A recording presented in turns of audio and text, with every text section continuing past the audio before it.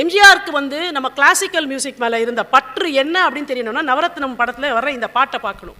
ஒரு group of girls வந்து பயங்கர ஜாலியாக வெஸ்டர்ன் கிளாசிக்கல் வெஸ்டர்ன் மியூசிக்கும் பாப் மியூசிக்கும் பாடிட்டு இருப்பாங்க.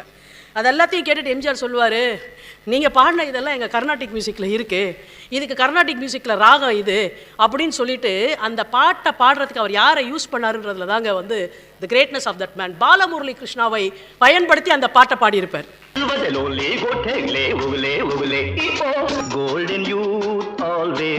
கடைசியாக ஒரு போர்ஷன் வரும்போது சொல்லுவார், இதுக்கு வந்து ஹிந்துஸ்தானி மியூசிக்கில் ஹபீர் கல்யாணின்னு பேர், அதனால் அதையும் நான் பண்ணி காட்டுறேன் அப்படின்னு அதையும் பாடி காட்டுவார். வெஸ்டர்ன் நோட்ஸை நாதஸ்வரத்தில் சிவாஜி வாசித்து காட்டுவார் இல்லையா, அதுக்கு இணையான ஒரு காட்சியை நவரத்னத்தில் நீ வெஸ்டர்ன் பாட்டு பாடினியானா அதுக்கு இணையானது எங்களுடைய கர்நாடிக் கிளாசிக்கல் மியூசிக்கில் என்னால் காட்ட முடியும்.